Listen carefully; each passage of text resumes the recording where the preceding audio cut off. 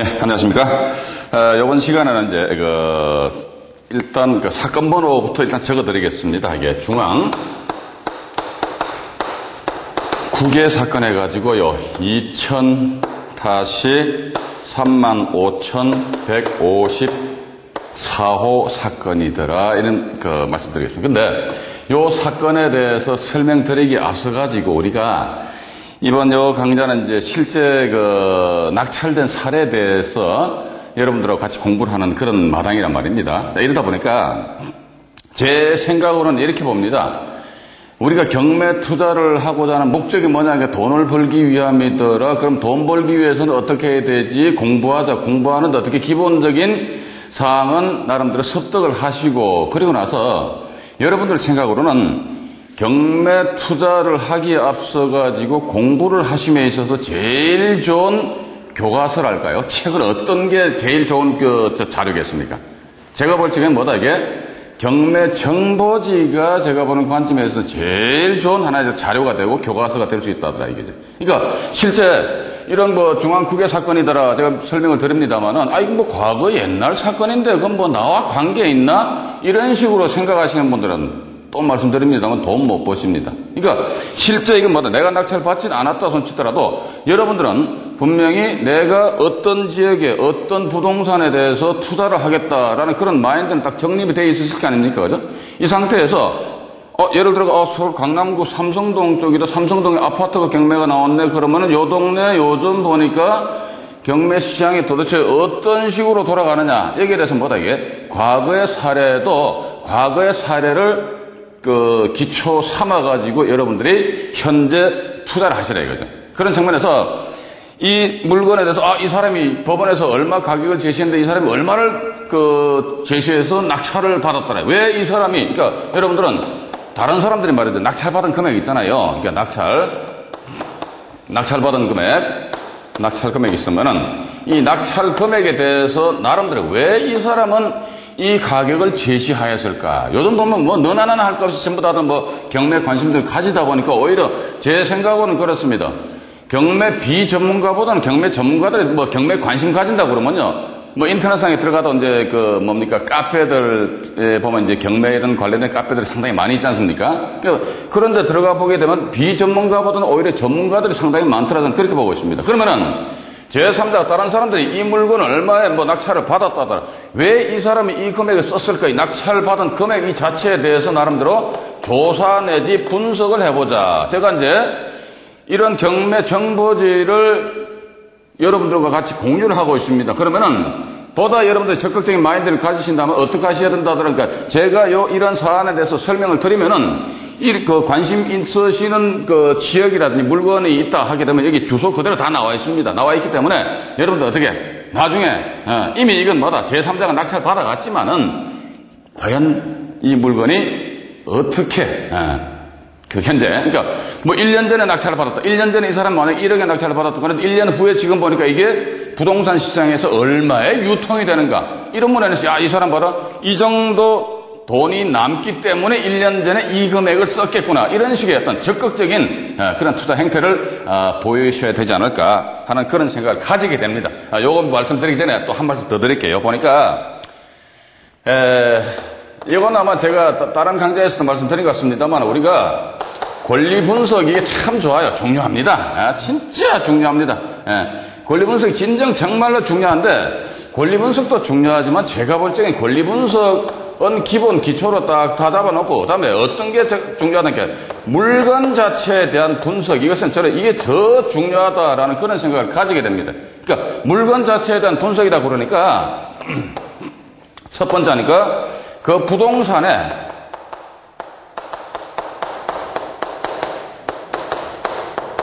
부동산 가치 분석입니다. 그죠? 제가 자꾸 말씀드렸잖아요. 권리 분석 100번 잘하면 만약에 이제 맨날 들어가서 맨날 떨어지게 되면 이게 아무런 쓸모가 없어요. 이게 권리 분석. 그러니까 권리 분석은 너무 심오하게 깊게 들어가지 마시고 단순하게 또 말씀드립니다만은 권리 분석자 경매 정보지를 딱 보니까 권리 분석 내가 모르겠어. 모르면 어떻게 안 하면 되지. 간단합니다.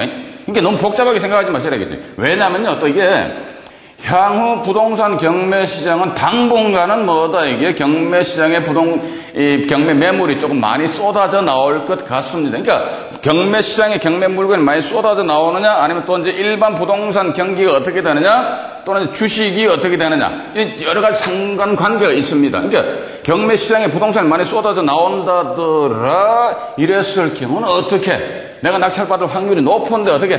부동산 가치 분석이다. 이게 뭡니까? 부동산에 대한 가치 분석이다. 그러니까 결국은 이 부동산에 내가 얼마를 투자해가지고 얼마 돈을 버느냐, 이런 측면에서 접근하셔야 되거든요. 이러다 보니까 통상적으로 인터넷상에 올라와 있는 금액이 뭡니까? 전부 다 뻥튀기입니다. 뻥튀기. 호가란 말이에요. 호가인데 이런 호가는 완전히 X 하시고 나서 뭘 어떻게? 일반 매가도 아니고 제가 볼 때는 뭐다? 금매로 매매가 되었을 때 금매가가 얼마냐? 또 나아가서 이걸 매매가 아닌 일반 임대를 한다 했을 경우는 이걸 지금 내가 당장 도배장판 해가지고 중개업소에다가 방내놨을 적에 전세 보증금이 얼마냐, 이런 측면에서 실제 현재 금액이 얼마냐, 이걸 우리가 정확하게 나름대로 조사를 하셔야 됩니다. 그럼 또 두 번째 보니까 어떤가 하니까 그 부동산이면 그 부동산 그 자체에 대한 분석도 되지만요, 그 주변에 대한 분석도 필요하다라는 그런 생각을 가져요. 예. 아마 여러분들도 아마 익히 아실 겁니다. 이게 이제 부동산 시장이라는 것은 제가 보는 관점에 있어서는 이게 양극화 현상이 앞으로 가면 갈수록 더 이제 심화될 것이다라는 그런 생각을 가지게 됩니다. 자, 여러분 좀 보시면 말이죠. 예를 들어 서울 지역이다, 송파 신도시다 하니까 마천동, 거여동, 또 저기 어딥니까? 은평 뉴타운 지역이다 하니까 불광동, 왕십리 뉴타운 지역이다 하니까 신당동, 이 일대 소위 개발의 호재, 개발에 따른 개발 호재가 있는 지역은 뭐다, 이게. 지금도 뭐 여전히 말이죠. 경매 시장에 물건 나왔다. 제가 그런 사례를 여러분들한테 직접 나중에 말씀드리겠습니다만은, 경매 시장에 그런 물건이 나왔다 하더라도 그럼 법원에서 예상 감정가 무시해버려요. 무시해버리고 200%, 300%를 막 써버립니다. 그러다 보니까, 어떤 동네 가보니까 막 조용해, 썰렁해, 뭐 개발 가능성도 없어. 그럼 어떻게? 여전히 뭐다, 이게. 법원에 제시한 금액 무시하고 밑으로 쑥 쓰는 수밖에 없다. 양극화 현상이라는 거. 그렇게 여러분들이 이해를 하시면서 제가 이제 최근 내었던 신문을 보니까 소위 이제 경매 전문가라는 분이 아마 부동산 경매와 관련된 칼럼을 하나 쓰셨더라고요. 그거 대충 읽어보니까, 동사무소 가가지고 말이지, 그 경매 사건에 보니까 저당권이 설정되어 있었는데, 저당권보다 먼저 전입신고한 임차인이 있었는데도 이걸 발견하지 못하고 들어가서 낙찰받았다. 그래가지고 입찰보증금 600만 원인가 700만 원 손해를 봤다. 이런 식으로 신문에다 글을 올려놨더라고요. 그러면서 그 글 내용에 보니까 때로는 봐가지고 이런 식으로 몇백만 원짜리 떡을 사먹어도 된다. 이런 쪽으로 이제 기술을 해놨어요. 전 그건 노입니다. 왜냐면은 말소 기준 권리 저당권 잡아가 말이죠. 이거보다 먼저 앞서 전입신고를 해서 이건 어디 가서 확인하면 됩니까? 동사무소 가가지고, 이거 어려운 것도 아니에요. 이건 뭡니까? 주민등록법 시행규칙에 분명히 나와 있단 말이에요. 경매정보자하고 신분증만 가져가면은, 이게 전입신고한 전입자하고 전입 날짜를 분명히 우리가 열람할 수 있잖아요. 그죠? 이건 극히 기본적인 사항인데, 기본적인 사항도 조사를 하지 않고, 이거 몇백만 원 떡 사먹어도 당연히 떡 사먹었다. 왜 그 떡을 사먹냐 이거지.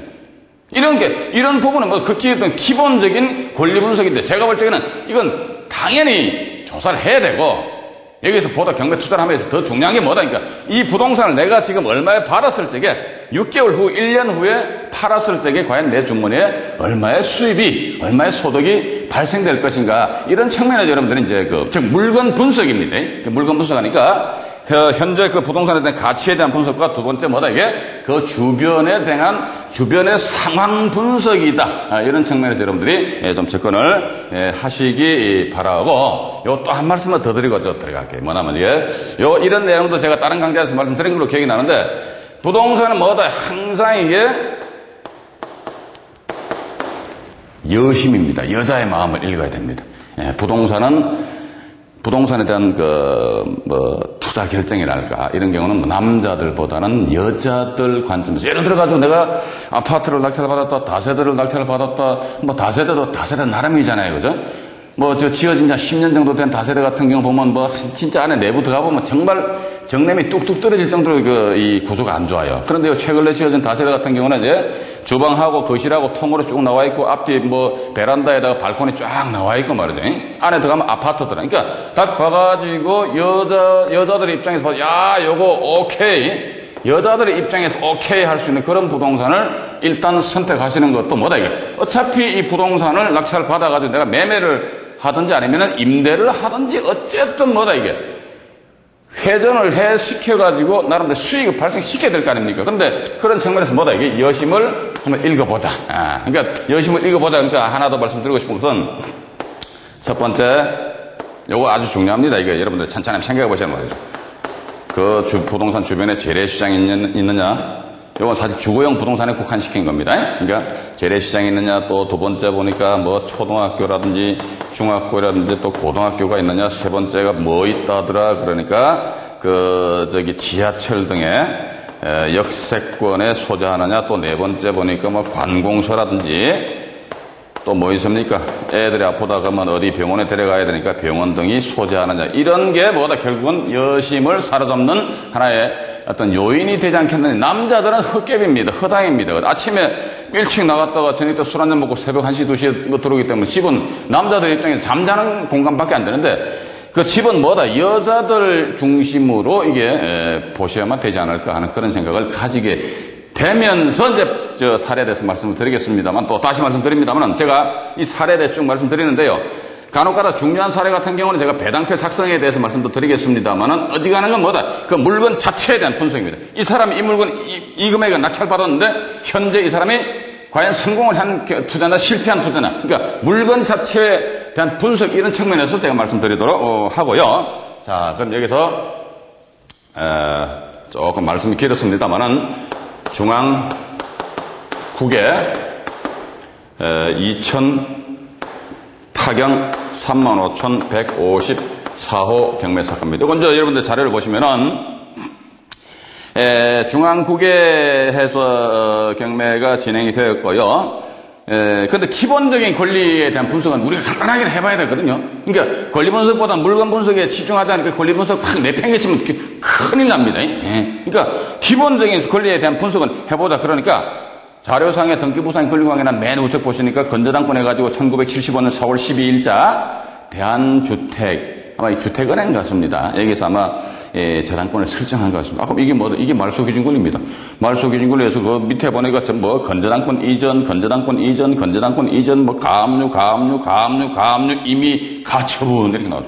숨이 차네요, 그죠? 그런데 우리는 이런 자료를 쭉 보면서 있어가지고 말소기준 권리인 1975년도 4월 12일자 건저당권 이후에 모든 권리는 경매시 매각하고 전부 다 다다다다닥 해서 없어져 버립니다. 없어지면 신경 쓸 필요가 있다 없다. 신경 쓸 필요가 전혀 없다는 거죠. 그러니까 보셔가지고 건저당권 동아은행 해놓고 그 바로 밑에 이전해가서 성업공사 이렇게 되어 있잖아요. 야, 이전 이게 뭐냐 이거지.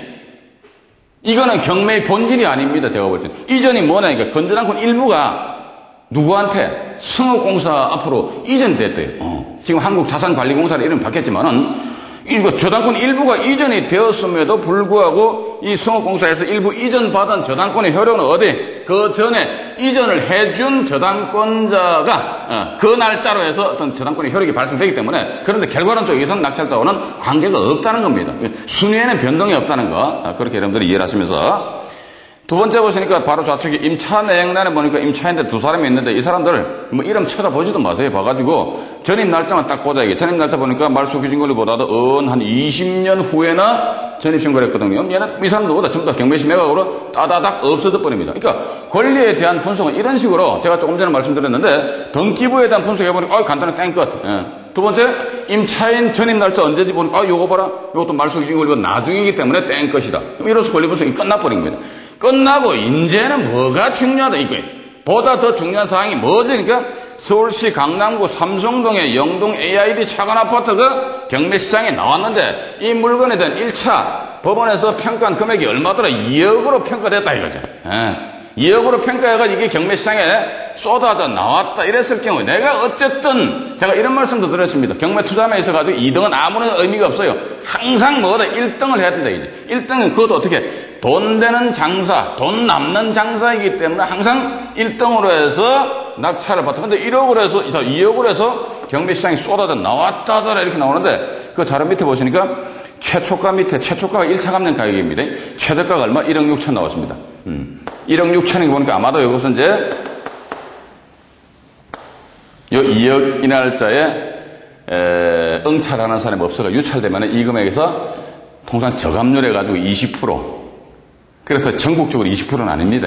때로는 일부 지방 같은 경우는 저감률이, 그러니까 이날짜 누가 응찰 안 한다 그러면은 이 금액에서 30% 깎아가지고 경매시장에 다시 내놓는 그런 경우도 있습니다. 그러니까 저감률이 20%가 될 수도 있고 30% 될 수도 있고 이거는 법원의 하나의 재량행위다. 그렇게 여러분들이 보시란 말이에요. 어쨌든 최저 가격이 1억 6천만 원에서 경매시장이 쏟아져 나왔는데 점점 밑에 보니까 유찰해가지고 2001년 10월 19일 날 이 날짜 아무도 응찰 안 했던 것 같아요. 그러니까 그 바로 밑에 보니까 변경해서 2001년 11월 23일 하는데 우리 또 이 변경됐다고 그러니까 여기 이 변경 사유가 뭐냐 말이지.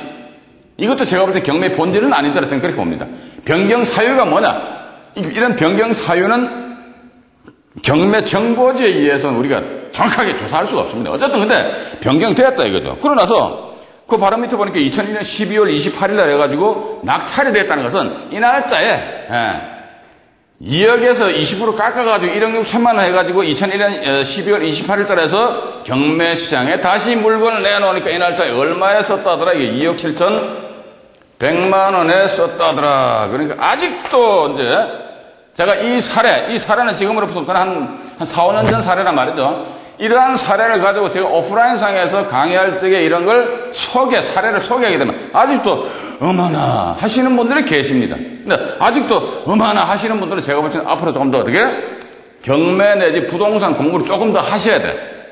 이건 뭐 그럴 수도 있겠다 이거지. 그런데 2억 7,100 해가지고 바로 밑에 보니까 응찰자 수 해가지고 몇 명이더라? 148명 하니까 완전히 더 어마나 이래버립니다. 그러니까 결국 이것은 어마나 할 그런 사안은 아니더라. 사실 이 사례가 보니까 대한민국 경매사상 최고의 그 경쟁률, 응찰률이었답니다. 그러니까 148명이 응찰해가지고 어떻게 2억 7,100을 썼다더라. 그러니까 우리는 또 이렇게 보셔야 돼. 자, 2억 7,100에 누가 썼다 이거지. 썼으니까 어머나 할 게 아니다 이거지. 왜 이 사람이 2억 7,100만 원의 가격을 제시했는가 여기에 대한 항상 의문을, 물론 이것은 조금 몇 년 전 사례이지만은, 그러니까 우리가 실제 투자를 함에 있어 가지고는, 자, 지금 투자를 한다 그러면 한 몇 달 전에 내가 투자하고 난 그 지역에 경매 물건이 나왔다 했을 경우에 그게 보니까 얼마에 낙찰을 받았다더라. 왜 이 사람이 이 금액에 썼겠는가? 낙찰 금액에 대한 뭐다 이게?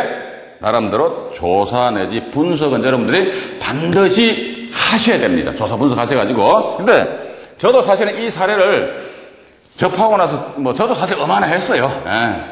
왜냐면은 이 날짜에 아무도 응찰 안 했다가 20% 깎아 1억 6천만 원 가격이 다운되니까 어떻게 이 날짜에 2억 7,100을 써버렸다 이거지. 물론 요 최저 가격에서 얼마 더 썼습니까? 한 1억 1천만 원 더 썼단 말이지. 그것도 보니까 응찰자 수도 보니까 1명도 아니고 10명도 아니고 100명도 아니고 148명 응찰했거든요. 야 어마나 이렇게 됩니다. 그러면 우리는 이런 결과를 놓고 봤을 적에 뭐다? 야 그럼 차라리 2억 7,100에 써놓으니 어떻게 그냥 2억에 요 날짜에 내가 조용히 내 혼자 들어가 썼으면 되지. 그런데 사실은 그건 아니거든요. 사람들 심리가 예를 들어가지고 1차 기일 날 내가 2억에 쓰면 조금 미안하니까 여기다가 한 돈 만 원 정도 돈 만 원 정도 더 얹어가지고 써서 낙찰을 받았다 치자 이겁니다. 그러면은 집행관은 입찰하면 뚜껑을 열면서 강남구 삼성동에 소재하는 AID 아파트는 어디에 사는 안종현 씨가 단독으로 낙찰을 받았습니다. 그러면 이게 이 낙찰을 받아서 참 기분이 좋기는 좋은 것 같은데 또 때로는 봐가지고 어떤 생각이 든다더라. 그러니까 이거 봐라 이거 왜 이걸 내 혼자만이 낙찰을 받았을까? 그럼 내가 혹시 바보가 아닌가 해서 뭔가 기분이 좀 씁쓸한 소위 만감이 교차하는 그런 아마 생각을 가졌을 겁니다. 그런데 2억에서 떨어져 1억 6천만 원 가격이 떨어졌는데 이 날짜에 어떻게 이 금액보다 물경 1억 1천만 원을 더 높게 썼는데 그것도 몇 명? 148명에서 내가 어떻게 몇 등 했지? 1등 했다. 그럼 아마 상당히 기분이 좋았을 거다. 저는 그렇게 보고 있습니다. 근데 우리는 이러한 사례를 보고 말이죠. 우리는 단지 이 사례는 대한민국 경매 사상 최고의 경쟁률이었다. 이렇게 여러분들 받아들이시면 안 됩니다. 제가 여러분들한테 드리고자 하는 메시지는 뭐다? 그러니까 언제나 말입니다. 경매, 법원 경매니까 싼 맛에, 결코, 아닙니다. 싼 맛에, 경매 물건 낙찰받는다. 이것은 말 그대로 그런 생각을 하는 사람들은 제가 볼 때 양심불량이에요. 양심불량.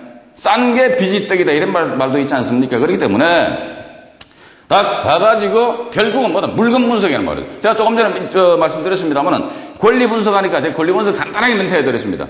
간단하게 멘트해드리고 이 가격에 대해서 자꾸 말씀드린단 말이에요. 그러니까 1억에 2억으로 가격이 나왔는데 1억 6천원으로 떨어졌는데 왜 이걸 2억 7,100만 원을 썼느냐? 그럼 이러한 결과를 대비해가지고 사전에 보니까 야, 요거 물건 투자에 따른 수익이 나름대로 보장이 된다. 카드라 이렇게 하게 되면 어떻게?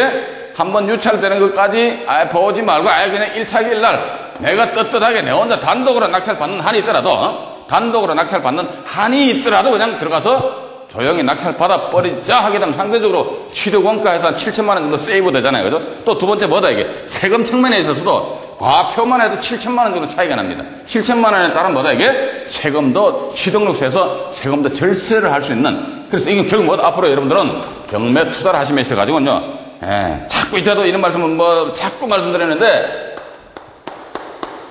소신껏 투자를 해야 됩니다, 소신껏.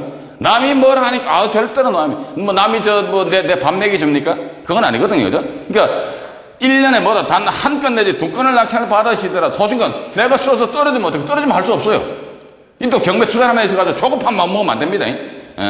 내가 다른 일 하면서 어떻게, 경매는 이제, 세컨 잡 이런 측면에서, 그냥 들어가서 한번 써보고, 되면은 좋고, 안 되면 근데, 소신껏 하다 보니까, 나만의 입찰 금액, 나만의 입찰 가격. 이 사람이 2억 7,100 썼다면 이 사람 과연 바본가? 바보는 아닙니다. 왜냐면 현재, 이 아파트 지상에 보면은, 이 아파트 이제 헐고 여기다 아마 재건축을 하는 것 같은데요. 이 물건이 15평형이잖아요. 15평형. 15평형인데, 여기에 이 조합원들한테 얼마의 평수가 주어진다 하더라. 그러니까 33평형이 주어진답니다. 33평형인데 여기 아마 한 3, 4년 후에 입주가 된다 그러면요. 요즘 831 대책 이후에라 해가지고 부동산 시장이 전부 다 좀 주춤주춤 하고는 있습니다만은 3, 4년 후에 부동산 시장이 또 어떻게 바뀔지 모른다 하더라. 따라서 대체적으로 33평 해가지고 평당 3천만 원만 하더라도 이게 얼마입니까? 9억 9천 한 10억 정도 되거든요. 그러니까 2억 7,100인데 제 세금 다 포함하더라도 3억 정도 잡고 물론 여기에서 33평형이 주어진다 그러면은 이 조합원들이 따로의 부담을 해야 되는 부담금은 없지 않아 있을 수 있겠죠. 그죠? 설사 부담한다 손치더라도 과연 이 사람이 실패한 경매 투자인가 이런 경우는 제가 볼 때는 대단히 이게 비록 높게 상대적으로 그러니까 우리 표면적으로 봐서는 가격이 높게 표시는 되어 있을지는 몰라도 어떻게 이 사람은 성공한 경매 투자다. 이런 말씀을 드리고 싶고 어쨌든 물건입니다. 경매 대상 부동산이고 부동산 큰 물건이에요. 그죠? 큰 물건이니까 우리는 그 물건 자체에 대한 수익 분석을 한다는 거거든. 그러니까 수익 분석을 하기 위해서는 부동산에 대한 현재 가치 및 미래의 가치가 과연 어떻게 형성이 될 것인가 이런 쪽에 여러분들이 초점을 맞춰가지고 접근하셔야지. 야, 임차인을 내가 인수를 해야 되는데 야, 쟤 보니까 500만 원 인수해야 되는데 이런 식으로 아주 작은 부분에 여러분들 신경 쓰시면 안 되신다는 거 그렇게 이해하시고요. 다음 시간에도 이어서 말씀을 드리겠습니다. 감사합니다.